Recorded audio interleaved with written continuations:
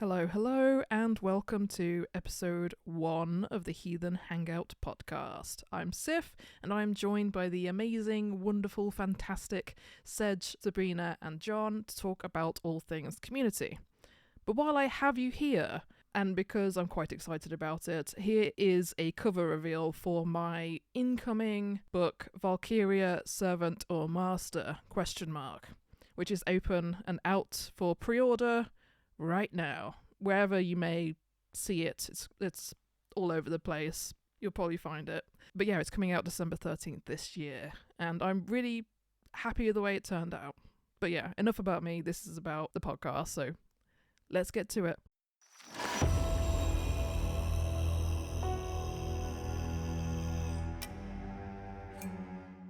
Describe it to us. I'm currently bare-chested and I look like a bear. There we go.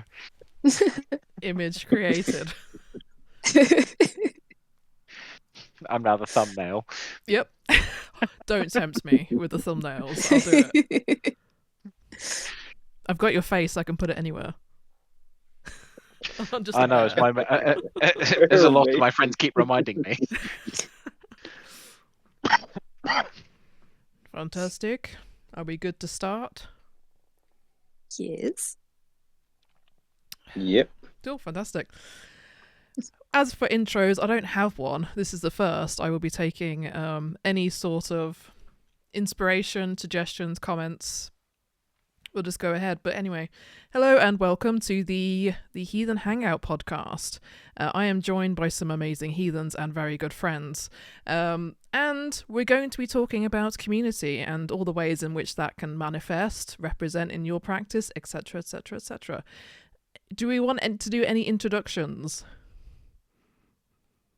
Feel free. I don't mind who goes. We go in reverse alphabetical order, which would be Sedge. Oh yeah! Wow. Yeah. Get the brain ticking. Yeah, that's my name. Yeah. Hey, I'm Sedge. Been part of AUK for 15 plus years. Way back when. Absolutely. Yeah, being part of the community now. Moved all my way up to doing security and volunteering. The community has been a huge part of why I've stuck around and have thrown myself so hard into the Heathens. Amazing, thank you. And then I guess it'd be Sabrina. Hello, I'm Sabrina. I am the community support team manager for AUK, co-founder and co-chair of Heathens of Yorkshire. And yeah, community is essentially my job. So yes, hello. Hello. John? You're up. Hello, I am John, and I am the Picture and Liaison Officer for AUK. Been a part of AUK since Winter Nights 2020. That was my first event. Been hanging around the page ever since. 2022, sorry. 2022? Nope. What? Yeah. Years? 2022. Who knows? I'm obviously really good with dates. That's an important part of my skill set. Yeah, that was my first event, but was probably hanging around the page beforehand, and I've been deeply involved ever since. Also a member of Northwest Heathens. It'd kill me if I didn't give him a plug. Yeah. Does this mean I've got to double back and plug my guys, Berkshire Heathens? No, you missed a chance. Yeah, no. Oh, there we go, Sif. Edit it out. Just bleep it.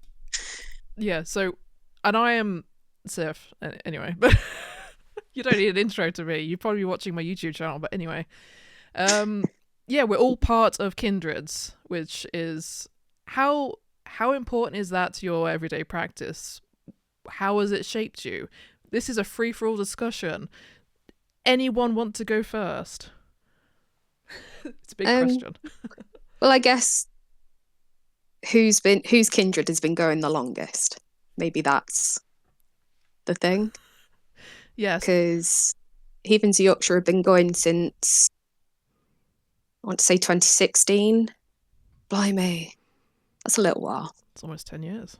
So Yeah, I don't know. Northwest Heathens have been going. I'm not famous for knowing details about anything. Anyone I'm pretty got a sure that date? Northwest Heathens was born out of Christian, because he was at Heathens Yorkshire and then he moved over your way, and then he was like, I want to have this but over there. So yeah, it's I think that's the great thing about it though, is that it does inspire other people to sort of like start their own communities. So, you know, which is pretty cool. That's kind of what happened to me, because I joined AUK, found first day turning up, was met by Jack and Yoan, two big people, and Jack immediately invited me into the Essex and Hearts, and I was part of the Essex and Hearts for God knows how long. Yeah. And only recently was coerced to actually start up the Berkshire Heathen. So yeah, we've been going a short time, but as I'll do Jack and Carl and Hamish proud by saying we are basically the sister or the extension of Essex and Hearts. Yeah. There we go. So what you're saying, Like for us, oh sorry, no, go on. carry on. Like, so for me and Dan, it started with the first ever Asgardian festival, and before that we were like solo practitioners. I think we were living in Portsmouth at the time, and we went to the first Asgardian, and it was like, yeah, we need this all the time. We need this. And so when we moved to Yorkshire, we were like, let's start a Kindred. And it started with 3 of us in a Weatherspoons in the middle of Leeds. And it really quite quickly snowballed. We didn't imagine it would like become what it has. And yeah, there's quite a few people that sort of went away for a little while, and then they'll come back and they'll be like, yeah, this is what we've been missing from our lives, and you know, they've become regulars again, which is awesome. It's always nice to see, you know, it's sad to see people go away, but when they come back and they say, yeah, actually this is what's kept me grounded for so long. So yeah, it makes it worth it. It's hard work, but it's worth it. I'm feeling that. I know. All of this is just reminding me that I really need to get my ass in gear for Heathens of Mercia. It's just like all these reasons. I'm like, okay. Yeah, it is. It's so easy to like. Oh, go on. Sorry. I just said things to add to a to-do list. Yeah, that's it. Sometimes it is just finding, because I think the most difficult part is realizing you can't please everyone all of the time, and that can be really, really difficult. You know, and where, you know, a lot of our kindreds, they are spread over quite a wide area. You know, like Yorkshire is bloody massive. You know, Northwest, massive. You know, it's really hard to get everybody in one place at one time, and like herding heathens is difficult enough, let alone across a few counties. Don't envy you. Herding cats. Yeah. Herding raccoons. Yeah, I mean, Northwest Heathens goes from where I am on the Wirral, because that's kind of the furthest western boundary of Merseyside, I suppose, and then right up to the tip of Lancashire. Yeah. So it's quite a spread. What about Berkshire? It is tough sometimes getting everyone together, and I think it wasn't last year, but the year before, our Yule was like right up in Lancashire, in Preston somewhere. So it's, you know, a good hour and a half drive for me. Yeah. So don't always make a lot of the events, but I do try. Yeah.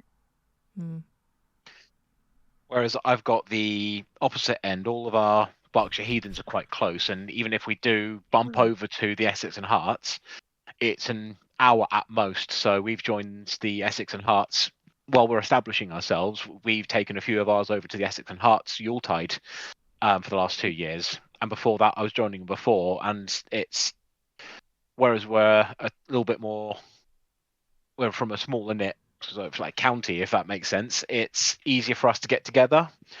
But it's still I'm quite herding. offended that you've missed her out there because she's miles away. Yeah. In the face. Oh yeah, Well, that's the other side of it as well. Like watching people come into this community, so coming to any of the big festivals, and you watch them just get adopted into so many different kindreds. And you like I turned up as a solo practitioner, and I was suddenly part of this thing called AUK, and then suddenly I'm part of Essex and Herts, and then suddenly I'm part of Surrey. Then I'm suddenly part of the South England lot, and it was just amazing, feeling so introduced to everyone, just so accepted, dragged in. Doesn't matter your location. And then it's been nice passing that on as well. Like every time we've been to a festival, the Berkshire Heathens for the second year running, we've gone. Are you quite introverted and in the quiet area? Come join our camp. Like Sif, we did that to you. It's like cool. That doesn't matter where you're from. Just come on in. Did that with Heather as well. Just watching the communities just drag people in, kicking and screaming half the time. Yeah, I think that's a good point as well. Like there's obviously like the inter-kindred like battles, we have like the Kindred Cup and things like that, but at the end of the day we're all there to be together, and it's not super serious. I mean, I know that like Yorkshire and Northwest, big rivals, but at the end of the day, it's all love, isn't it? It's all love, all community. And the support is phenomenal. Yeah, the support is awesome. Like as I've been starting up the Berkshire Heathens, the support from every kindred, even if they're going to be our so-called rivals, just the support has been phenomenal. I've had people reaching out saying, well, I suggest this and this, and if I turn around, I've said, oh, that's amazing, but I've also turned around and said, I like that, but that I don't think that would fit. They've gone, yeah, cool, no offense taken, no nothing. Yeah. They just seemed happy that they've been able to provide something. I wanted to do this episode, and actually, if anyone watched my episode 0, it was about creating this podcast to try and make other heathens feel less alone. So that's the vibe that I want to get here, even if it's a case of just building community around hearing other heathens talk about heathenry, if you're in isolated spaces, to help you feel like you've got that sense of connection. Connection is something that I feel is a big part of AUK events as well, obviously, for all the reasons we've said and touched on here. Interestingly, obviously anyone that isn't in AUK won't know this, but we've just come off the back of Hellsmoot, which we were all there for. Were there any highlights for you, or anything you want to talk about Hellsmoot? Now's your time. It was a real highlight for me, picking toilets up. Just made the event. Yeah. Yeah, that storm was not kind. But on the backside of that, we all came together and everything, I think like other festivals that there was, I can't remember what it was. There was another festival that was going on at that weekend, like a big sort of like, was it Leeds Fest? Yeah, I think so. Yeah. And seeing like the destruction of people's like stuff and people saying how their weekend had been ruined and all that kind of thing. Whereas we all came together, we helped each other out. There were people whose tents were destroyed. The Nerfus initiative gazebo got destroyed. All sorts. And there was no question of people coming together, working together, helping each other out, and sort of coming from like as a disabled person, knowing that my community's there to sort of help and support me if I need it. At Jorvik last year, I was having a bit of a night meltdown. Sedge was an absolute star for me, helping me get around and everything. It was awesome. So, that for me, there's a lot of anxiety around sort of, can I go places? Am I going to be okay at these places? And just, knowing that I've got my people there that are there to, no questions asked, just help. It's awesome. So, yeah. The other side of that is there's no judgment. Like, yes. I've asked for help and I've never felt like I'm being stupid or silly or not fitting the stereotype of big butch man. I've reached out for help and there's just, cool, let's move on. Right, here's your help, move on. And if I've asked for more, it's like, cool, let's sit down, let's chat. And it's just that amazing thing, like, of being one of the newbies who have fresh-faced and by myself, struggling to put my tent up in the pouring rain in Linden in a boggy area, and I was trying to do the big butch man, no I'm fine, and within 2 festivals, yeah, cool, if you can put that tent peg over there. And then I've watched others come in as well, like there's a gent called Matt Atkinson. I remember him turning up. He's struggling to put his tent up, and I've just said, "Oh, look, let me grab some people." Yeah. And you grab people, and they've all put it up, and immediately the banter has started. Yeah. He's a trooper as well, is Matt. He's fully thrown himself into everything. Thunel's Moot was his first ever thing, and I remember his dad dropping him off, and him and his dad walked over to the Heathens of Yorkshire gazebo, and he was like, "Oh, so you're from Yorkshire, are you?" And I was like, Yeah. "Yes." And it turns out that they're just like 10 minutes down the road from us. It was bonkers. And that happens quite a lot. It turns out that within, I'd say, like a 5-mile radius, there's about 6 of us, 6 Heathens. We hadn't known this entire time. But yeah, Matt's sort of taken that experience he had and just applied it everywhere else. I think he was one of the last people to leave at Hellsmoot. He's an absolute trooper. Oh, 100%. Like, running the volunteers this year, and he was one of the outstanding ones. Like, you're doing something, putting up that sodding gazebo. It's a huge gazebo. It's got to go in a very particular order, and all of us who are putting it up, because we've got a small group of us that do put it up, and we just needed manpower. And he came in, all of us were a bit hungry after a day and a half of trying to put up this bloody thing. And he went, "Right, I'm going to do this." And one of us just turned around and said, no, not right now. And he just went, "Cool, what can I do?" And he went, "You're okay." And he just got us coffees, and then he was manpower. And he's just, watching him flourish in this community as well. Yeah. He's and on awesome. The plus side, you were up once this year. Yeah. Putting it up like 3 times and then dismantling it 12 at Thunors was not fun. No, I only watched that happen, and it looked horrible. Yeah. But then you've also got... It tested our patience, it really did. Yeah, that was where one of our Berkshire Heathens had his first festival as well. Simon, or as he's lovingly referred to as Alan. And Chodin. Yep. Oh, yes. See, now you've got to explain the Alan thing. Yeah. Yeah, so there's another gent called Craig. There's another gent called Craig, and Simon has a beard and no hair, and Craig has hair and at the time had no beard, and they're both very similar built in body. So we went, "Oh, you're now Alan and Craig, or Craig and Alan. You just one of you's got your head on upside down." And then because we couldn't be bothered to shout Alan or Craig, they both just Simon and Craig. Wow, I'm even getting my names up mixed now. It just became, both of them became Alan. Amazing. You should have gone with Matt, because we've got a million Matts already. Oh, everyone can be Matt. Yeah, everyone's Matt. Need to call one of them Rug, one of them Throw. Yeah. Well, there's this. So Phil at Winter Nights last year, I was sat in the quiet room, and he sort of pops his head in, and he goes, "We're going to go to bed." And I was like, "Okay, night, Phil." And he went, "Have you seen Flat Matt, Flat Matt, Cap Map?" And it went on for about 5 minutes, and it was unreal. And eventually he got out Flat Cap Matt, which is Matt Atkinson. Yep.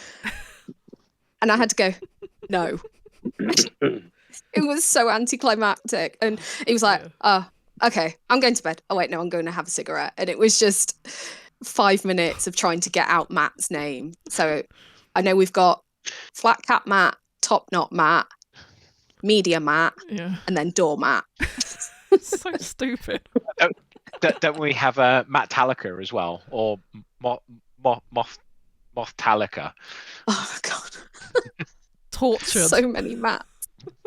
Tortured. But then puns. on reflection, the other thing I love about this community is if you get a nickname that you don't like, it's so easy to set a boundary, and everyone goes cool, and it's never mentioned again. Yeah. Like, I tried it with Events Daddy, but it didn't work. Are you not losing setting that a one. boundary? Yeah. No, I tried. I gave up after 2 days at the GHG. Oh dear. Well, Jack keeps trying to get Siffy McGibbons or whatever going. Like, as mine. I like that. McSiffy or something. I don't know. Let it happen. It's just keeps popping up, and I'm just like, if you want it to flourish, it's fine. Well, that's it. We've got to do it now. I mean, I'm also open to other ideas. I don't, I'm creativity is my ball game, so So not Nigel then.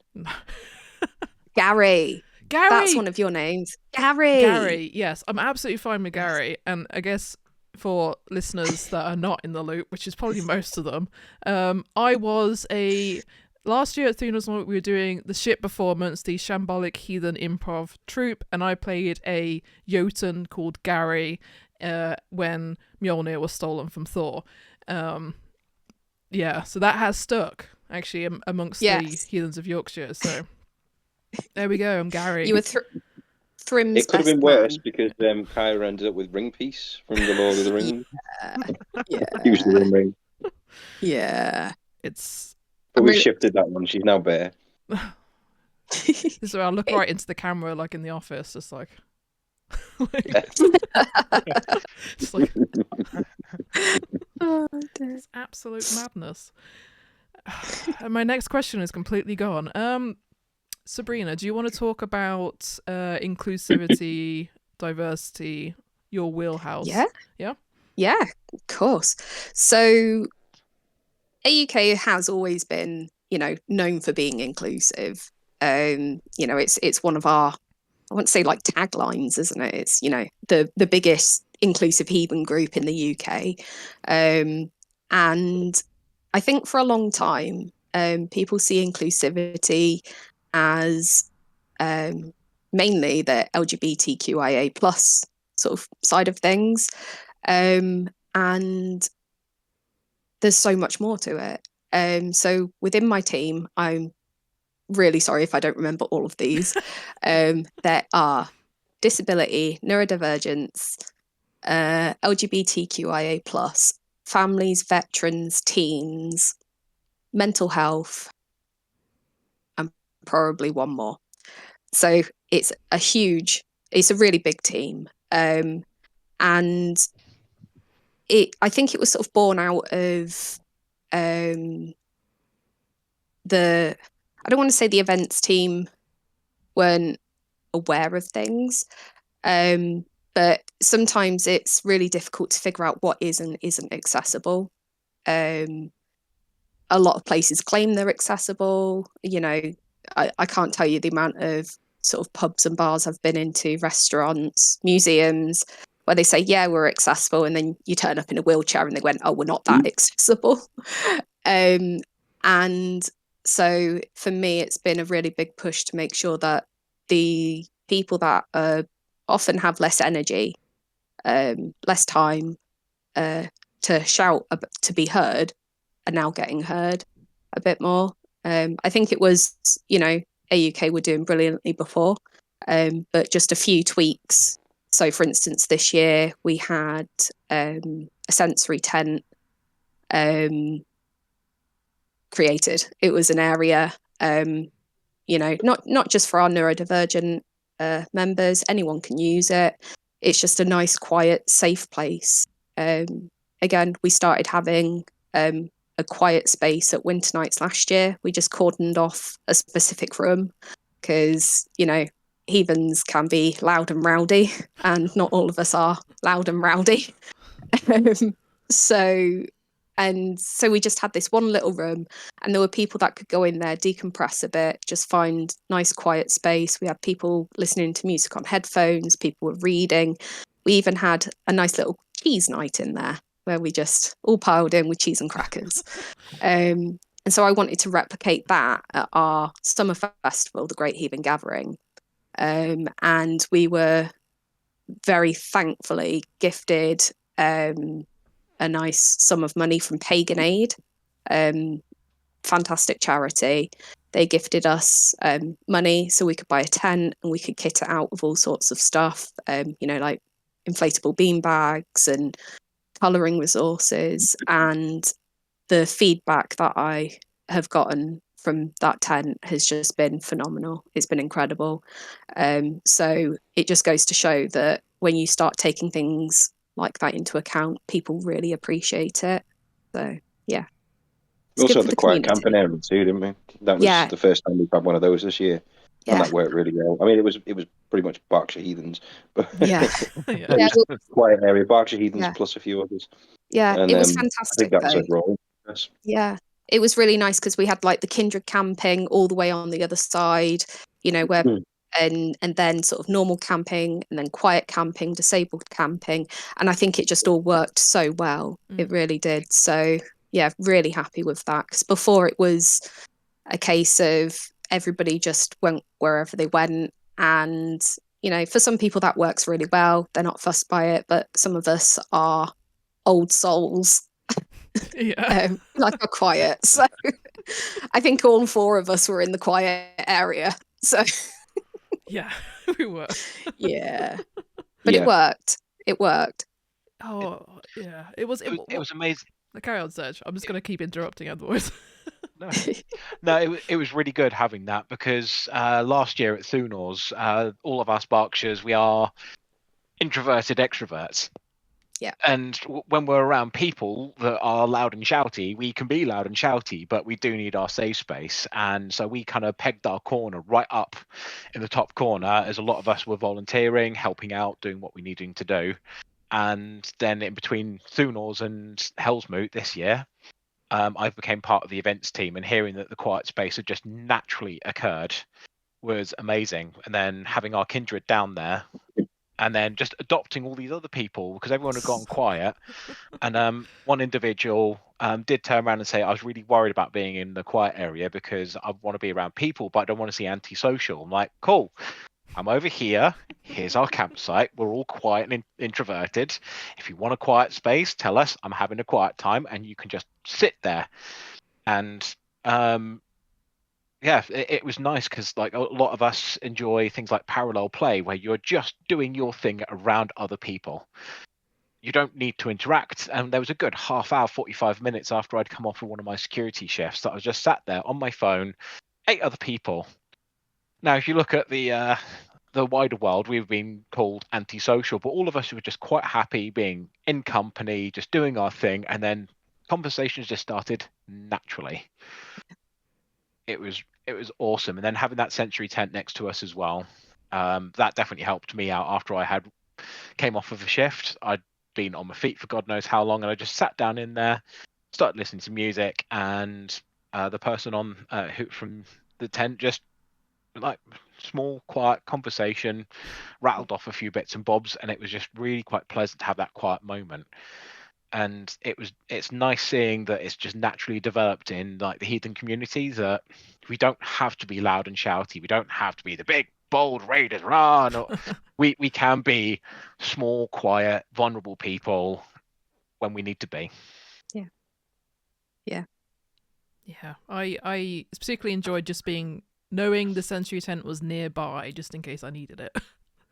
Yeah, it's the amount of people that just said that they weren't sure about it, they just went and checked it out and then said how incredible it was. It's I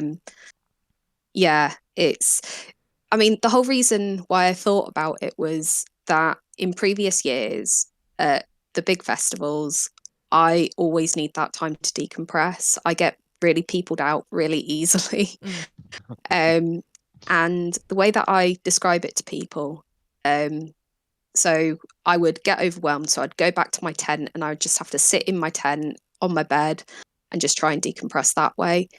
And I sort of make it similar to if you're out shopping and then suddenly everything gets a bit horrible when you're out shopping. I get, again, really overstimulated. It's like having to get back in your car and go home. It's and I thought, well, why should everybody have to go and sit in their bed every time they're feeling overwhelmed? Wouldn't it be awesome if we just had a space where people didn't have to go back to their home? Mm-hmm. They could just go and be themselves and just, quiet decompressing.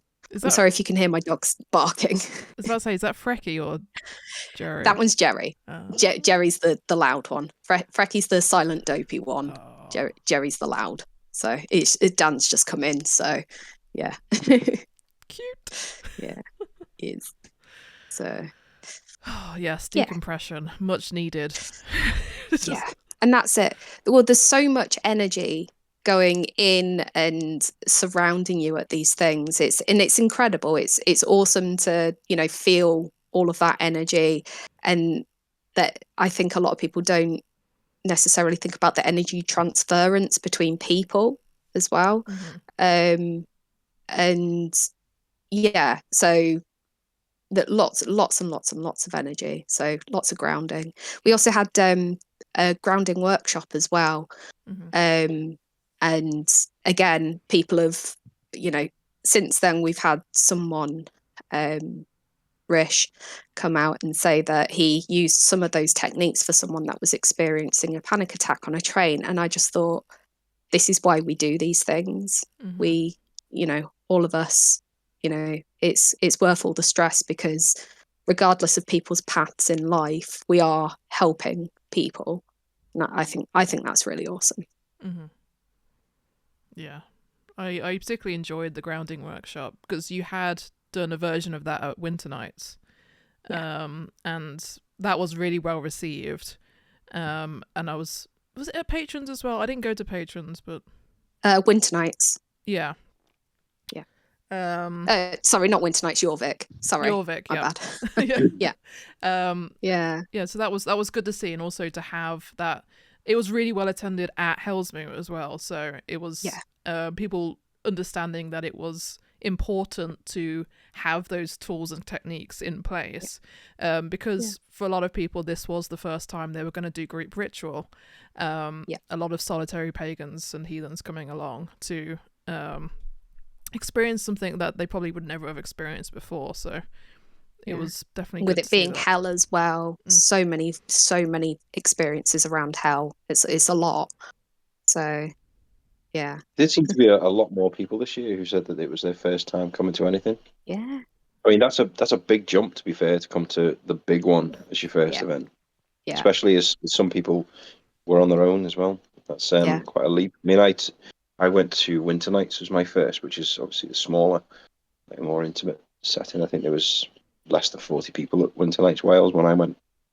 I've been to a few Northwest Heathen things beforehand, but again, they were just kind of small walks, maybe a dozen people. Yeah. Jump straight in. I was tempted to come to Freya's, but I didn't. I went to Winter Nights, but yeah, it's quite a big jump, and it was good to see. Yeah, because they were all impressed as well.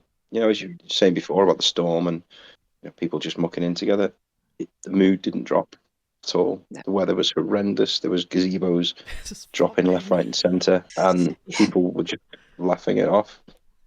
Yeah, it was just lovely to see, and some of those were the new people as well that you think might be put off by that kind of thing. You turn up to something like Hell's, and then there's tents flying all over the place and toilets falling over, and everyone was just in a good mood. Mm-hmm. It's good to see. Much needed. Yeah. I was going to say, like, given sort of, we were worried about maybe attendance not being as good because of hell, and but we didn't need to worry about that at all. It was It was fantastic. No, yeah. As someone who was looking at the ticket sales, I was just like, please, just give her a go. She's there, she's comforting, she's awesome.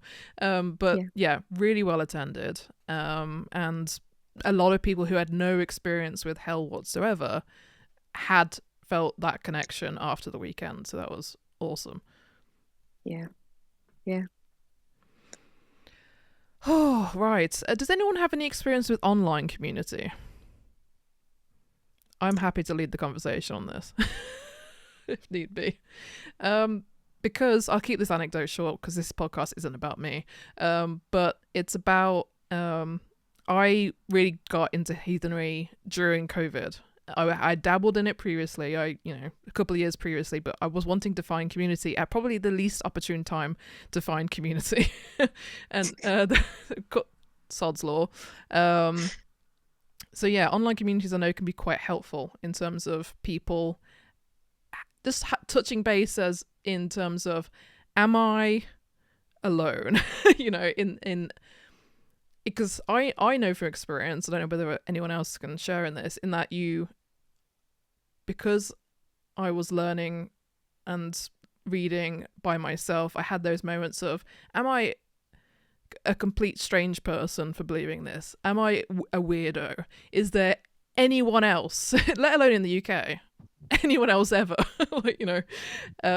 So I know that for some people those online communities can be an important touchstone, and it's all about just finding one that suits you. Equally, I think for some people they can't be completely fulfilling because they have that barrier. This is good, face-to-face communication, but over the internet, miles apart. But there's something that hits a little bit different about doing something in person. But yeah, 100%. That's where I suck at social media, and I originally reached out to find a community because exactly similar to you, when we honoured Jack, something as part of his speech as well, I felt so weird for wanting to know more about this stuff. Mm-hmm. And I had already found I was already kind of an outcast because I love rock and metal.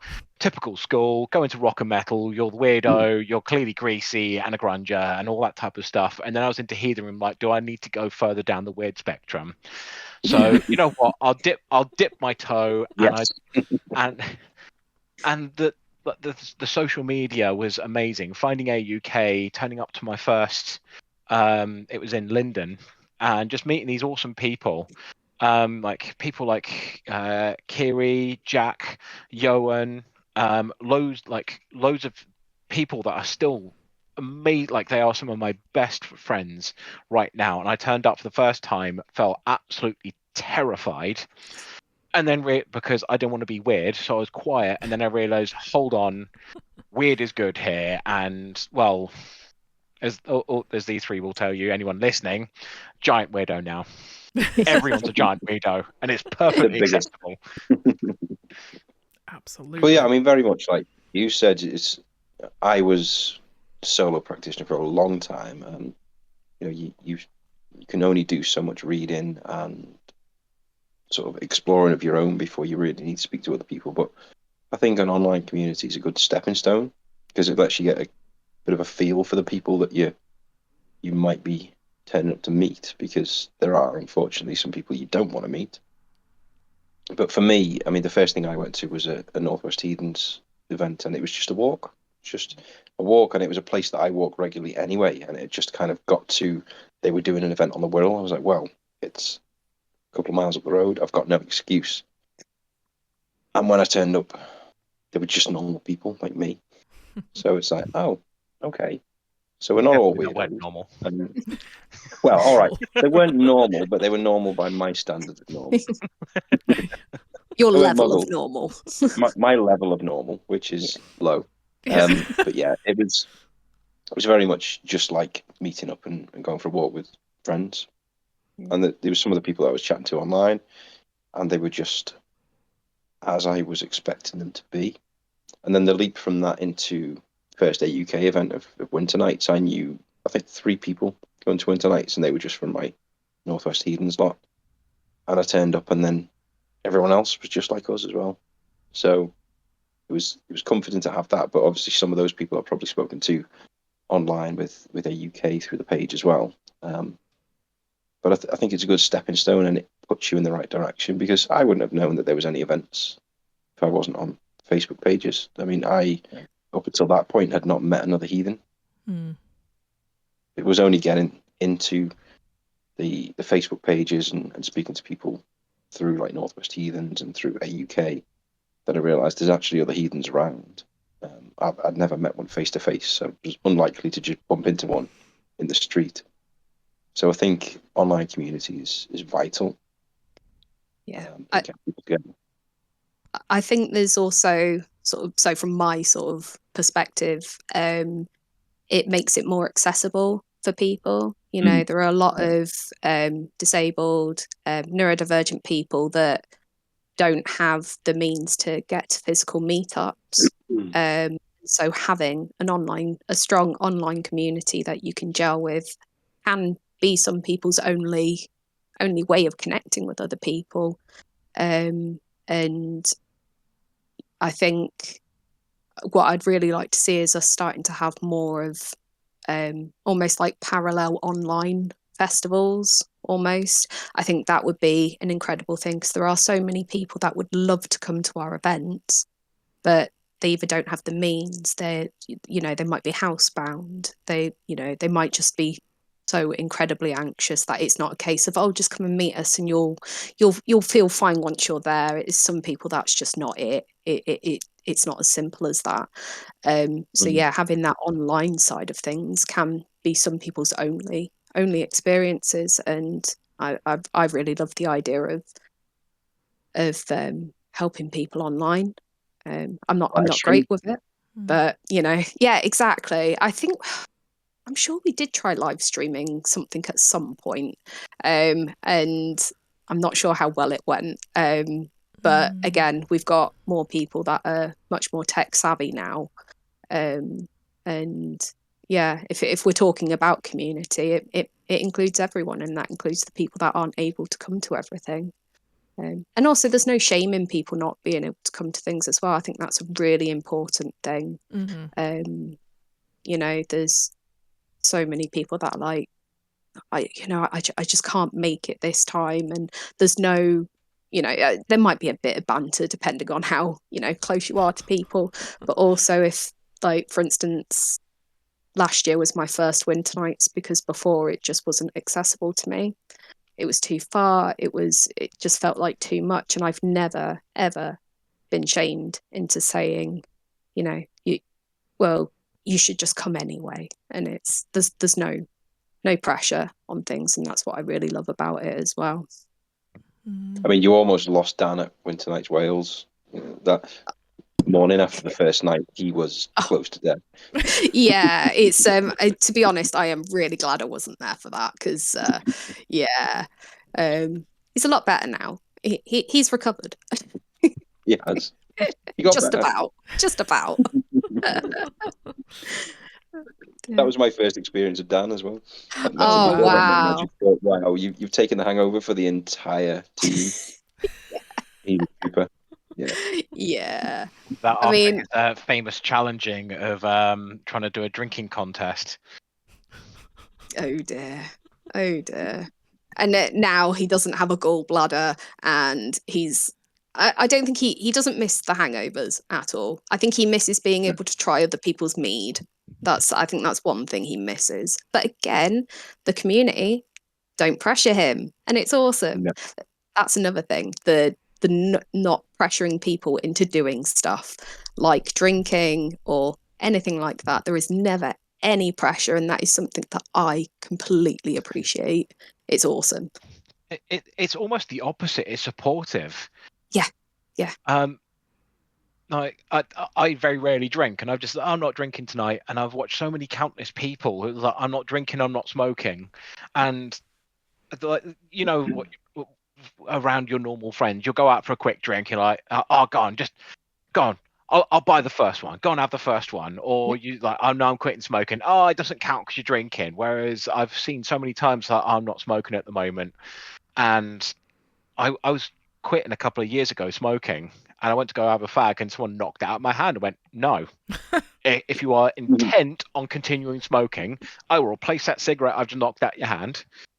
But and it was just so supportive. It was that kind of like angry parent, like, I'm going to support you. You can do what you're going to do. Yeah. And that's I'll it. I support think you like aggressively. yeah, Yeah.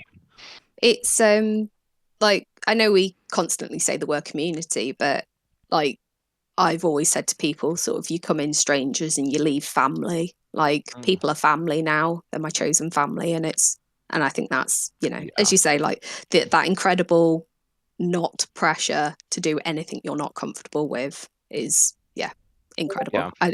I don't know any other community really that is like that. Yeah. So The Berkshires had another newbie this year at Hellsmoot. A gent called Kiri, and they've come in, and like when they first turned up to the Berkshire Heathens, they were encouraged to say, right, I am Kiri, and I my pronouns are they them, and it's just no one questioned it, no one batted an eyelid. It was just straight into it. And then they were encouraged to come to Hellsmoot, and speaking to Kiri afterwards, they have just been blown away, and it's really nice to hear as well. I try to make sure people give me honest opinions, because being part of the events team as well, I want to hear that criticism. And it was really nice just from hearing from Kiri that it was just so supportive. There was no pressure, there was no nothing. It was amazing. And we hear that all the time from some of the newbies who we drag in. You probably had the same thing with Matt as well. Alan, when he turned up to Thunors, he was exactly the same. He said within 2 hours, I just felt home. I felt relaxed. I didn't put on a mask. Like, I don't know about any of you guys, but do you feel like, well, we often call it the Muggle world, going back to the Muggle world? yes, it's But the I feel like saddest. I have to.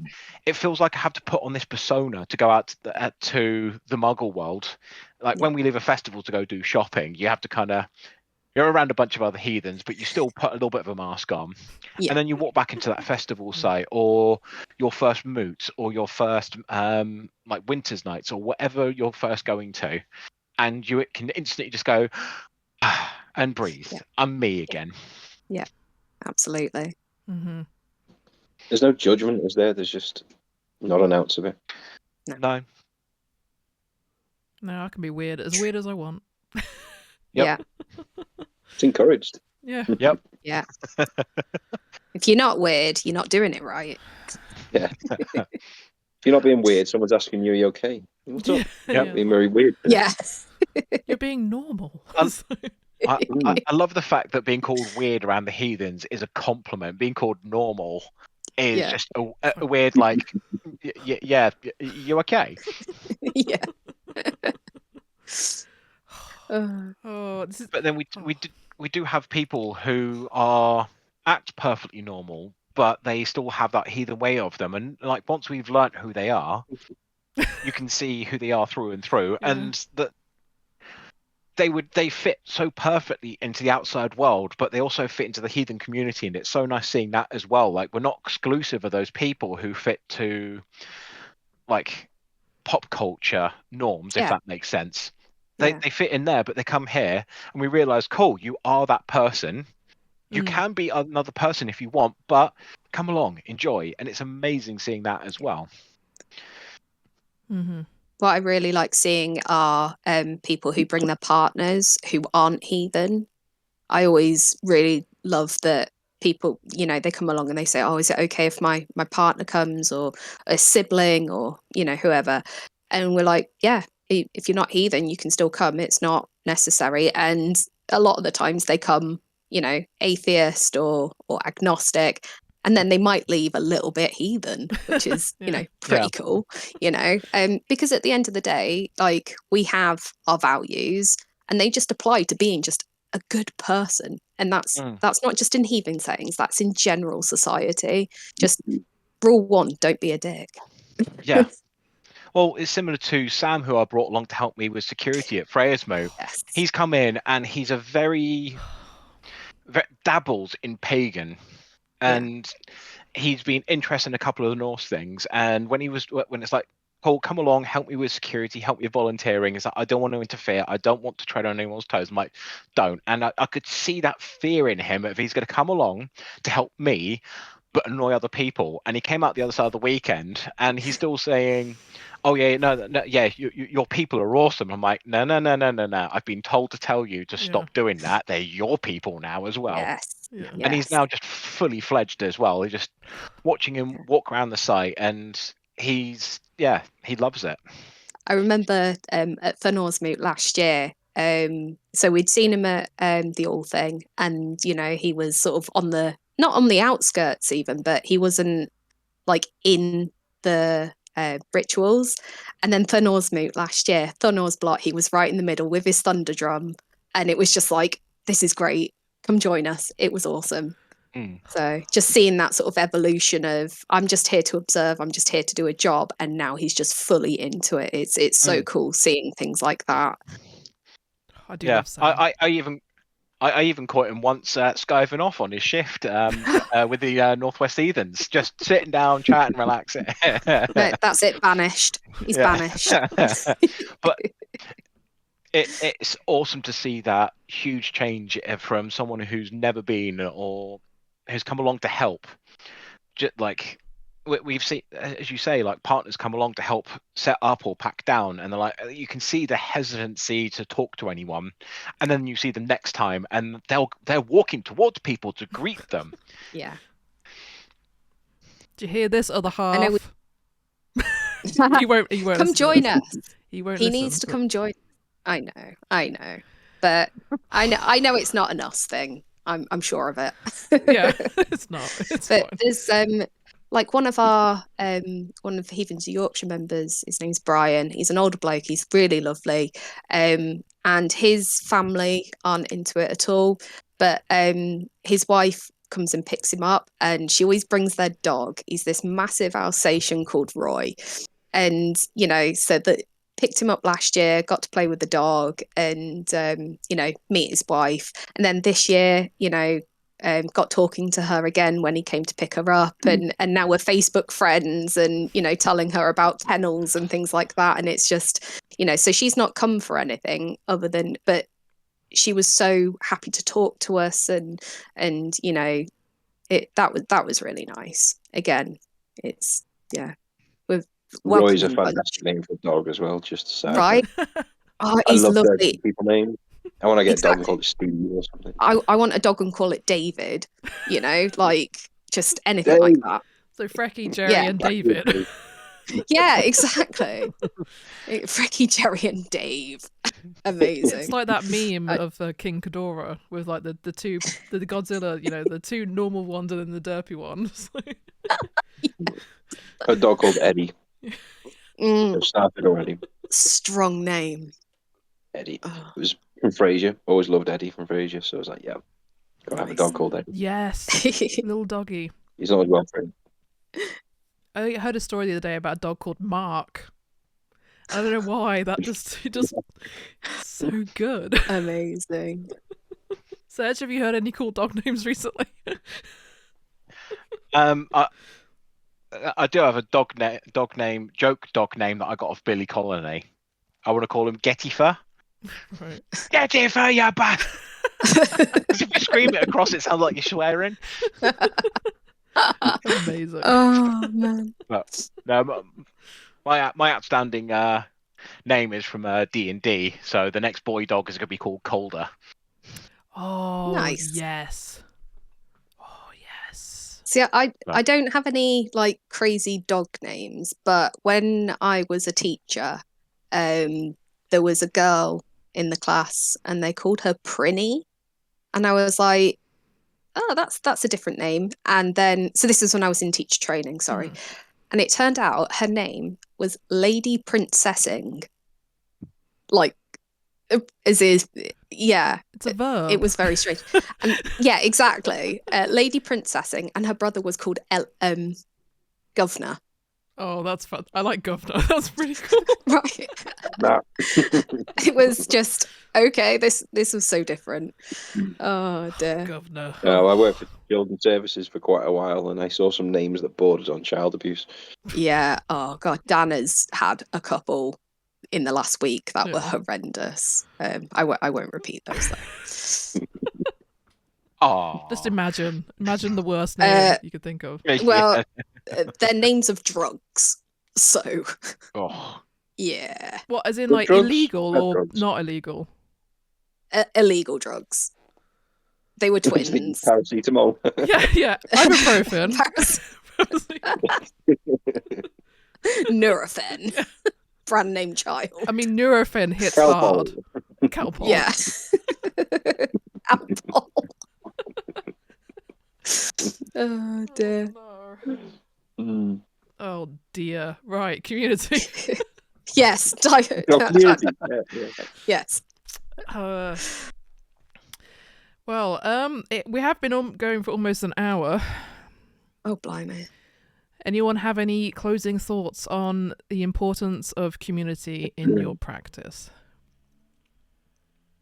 I mean, to me, my practice has completely changed since I started involving myself in the community. And it's, for the most part, because of the knowledge of people that I've met. There's only so much you can read. There really is. Challenge I think a lot of the accepted. things... Challenge accepted. Read more. Heathenry. Religion with homework. Oh, Yeah. Yeah, I mean, there's only so much you can read and understand how to put it into practice. When you see other people leading big rituals and doing even some of the smaller rituals, it's helped me in knowing what I want to do with my day-to-day and how I have that relationship with heathenry, and it's just developed my knowledge so much more. Yeah.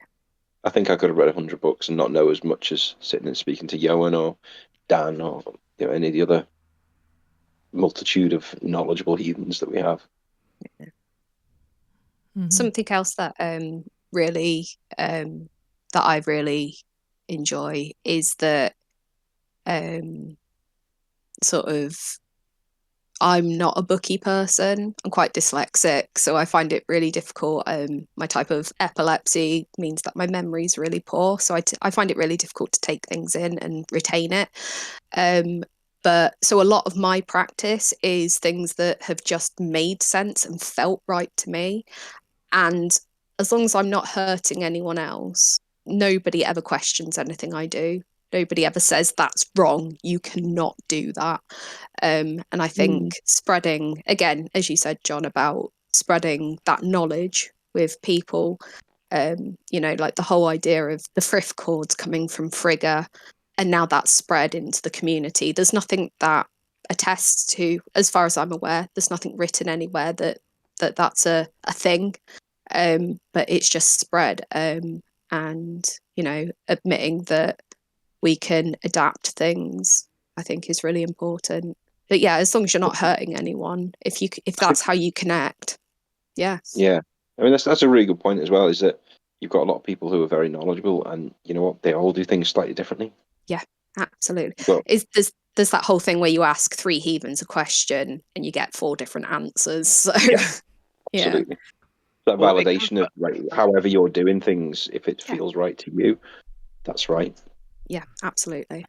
Well, it comes back to that thing of, like you said it, you hit the nail on the head, Sabby.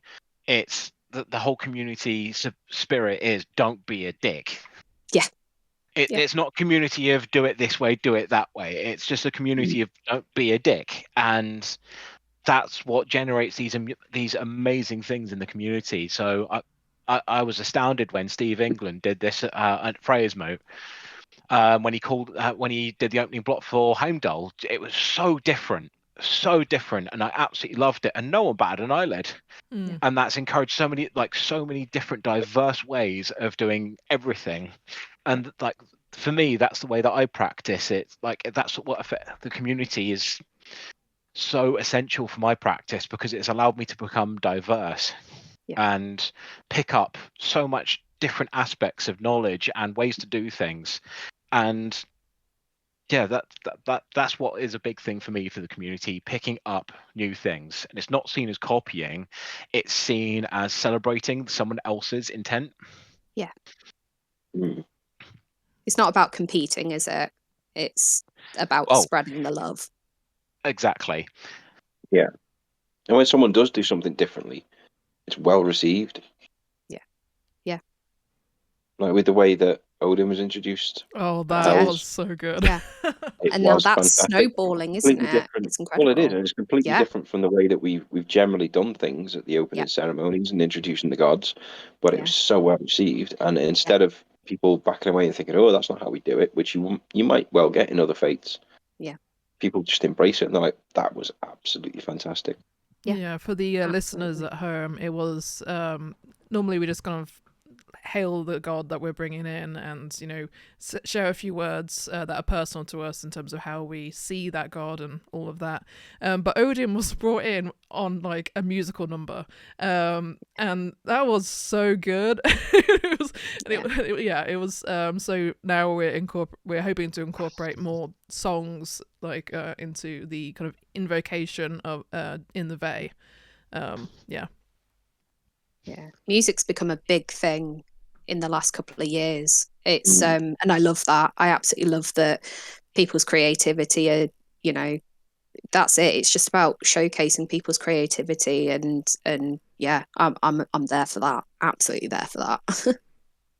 Yeah. And it's not even downplaying those who don't want to be musical as well. Oh no. So I No. called out for Tyr and I did my own thing and I felt no way upstaged. I absolutely loved being next to that as well. Yeah. And then you're like, I'm big, loud and shouty. And that's what I put into mine. And then you have people who are quieter and it's nice seeing that everyone is upping it in their own creative ways as well. Yeah. Yeah. Like, I love the song. I could never do a song ever. No. Like no one needs that many operations on their ears to recoup their hearing. That's it. Mine would definitely banish whatever. Like it'd be a banishing ritual in the middle of Run away. yeah, run for the hills. Oh dear, I can't It's a wait song for as well. next year. It is. Next Yep. year should be good. It's gonna be. I think it's gonna be like 3 hours long, but it'll be fine. We'll start a bit earlier this time. Yeah. I was very concerned about walking to where Sif was. I was trying to kind of eyeball where the path was, like before I did it. Like where am I walking? Oh god, you don't want to know how incredibly anxious I was before because I was in my wheelchair. I was so impressed. I did like a 3-point turn in the middle of the thing. It was so good. I have never done such a good 3-point turn ever. But I couldn't see anything because as I was coming in, the fire was so bright and I think I went too fast. Someone called me a goblin. They thought a goblin had come in and I was like, ugh. I didn't mean to come in so fast. I was just so anxious. But as soon as I was in there, it was fine. But yeah, it was, fantastic. So yeah, tears moot. We're coming for you. Oh. That was all right. I could see in the dark, but yeah, possibly a little bit earlier next time. Yeah. We'll get there. Or more fire. Always more fire. That's a good More argument. fire. Yeah. Yeah.